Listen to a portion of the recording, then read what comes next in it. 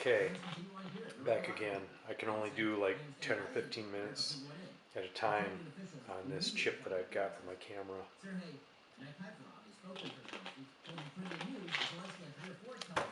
Time for a soda break anyhow. Okay, so I found that there was some tape wrapped around this. I took the tape off, the plastic or Bakelite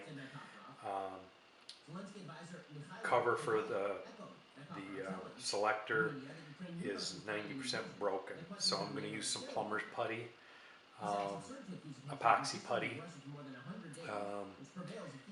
and I'm going to try to make a new one for this, but I take this out anyhow.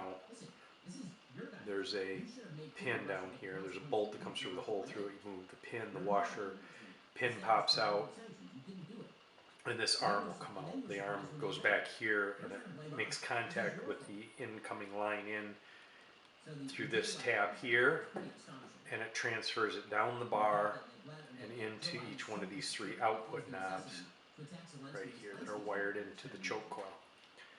And that's why these are kind of dangerous. It's like everything, there's electricity everywhere on these things that are not designed out for being real safe. So you got to be careful not to keep it plugged in while you're working on it. So it's time to get this cut away.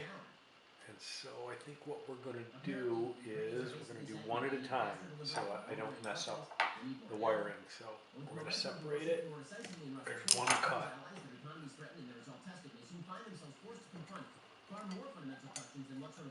So I just want to know, see, this wiring will all get replaced, but I want to know what went where. Makes it usually, unless they really messed it up, which I'll probably have to check it out through the ohms test anyhow.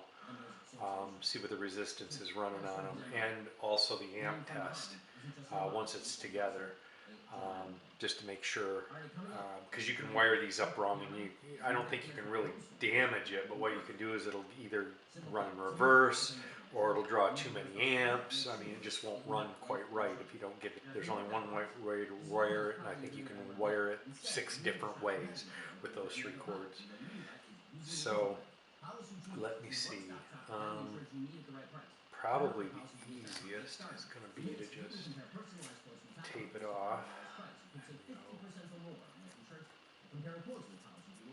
Like 1, 1. So there's my Sharpie. So I'll mark this number 1. And then I'll do this one. Number 1. And then I'll just do it again.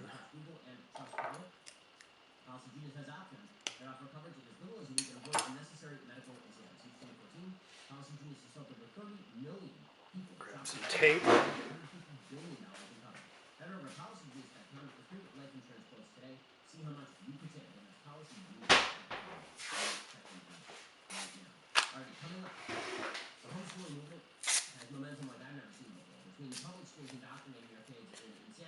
So this will be number 2. Really gotten a shot in the arm. Per counter, a growing pains thing, and a fireproof thing. He's now making a new documentary on homeschooling. It's really important. We join back curtains just for a moment. This is the Ben Shapiro Show. Number 2. I wouldn't have to mark number 3, but I do anyhow because if sometimes one of these gets knocked off, I'll still know what's what. Amazing. And that's a lot good. But what about today? You can feel the rush of a 400 horsepower Nissan Z, or climb to new heights in the all-terrain Nissan Frontier. Fly up the road in the all-electric Nissan Ariya that feels like a sci-fi dream come true. The future will be great, but today is made for thrill. All you have to do is get in a Nissan. Number 3. 2023 Ariya and Z now available for purchase. Expected availability this spring for 2023 Z and fall for 2023 Ariya. We'll put the switch aside for now because we don't need it. We've got other things we've got to do. Okay, I also there were 6 original rubber feet here, and that rubber over the years just crumbles. It just comes right apart, just crumbles apart.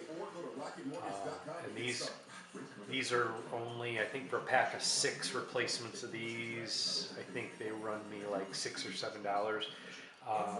You can get them at several different, I think Snakehead Vintage has them where I get my wire.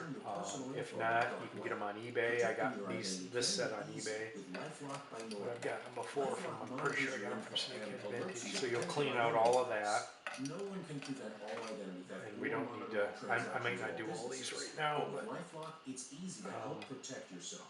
Save up to 25% off your first year at lifelock.com with promo code NEWS. Most car crashes involving pedestrians and cyclists happen during poor lighting conditions. The average vehicle headlight only shines 3 seconds ahead. Best case scenario, you're paying attention, and 3 seconds is enough time to stop. Be safe. Be safe. this whole rubber just decays to almost like a clay. It takes a little bit to clean it up. I'm not going to bore everybody with doing every one of these. This just kind of gives you an idea. You just use a screwdriver and just keep working it in there till this one's already clean. That one come out pretty good. This one's not quite so much. But, I mean, I'll get it. It just takes a little more time to kind of work it in there. So, that's that. Okay. Let's see. Next. These still weigh a metric ton, even though I've taken a lot of the parts out of it. So now we can remove the head. Find my bigger screwdriver. So these big brass screws hold the head yoke. Start getting that going.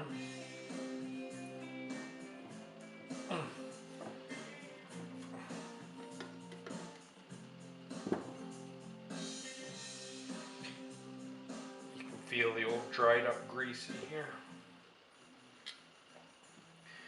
These all have to be cleaned and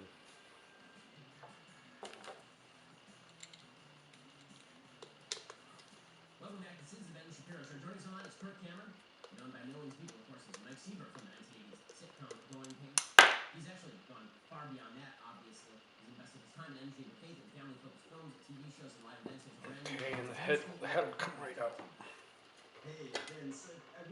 There's the head. Now, there's missing a screw, so I'm gonna have to get 2 screws for that. So anyhow, those 4 screws will have to come out, and then I use a plastic pipe, 1.25 inches. It seats down in there, and I can just go out in the garage and tap it down. The inertia will remove that stator right out of the head there. You gotta be careful with that stator. You don't want to hit anything with it if you're wire brushing or doing anything. If you mess those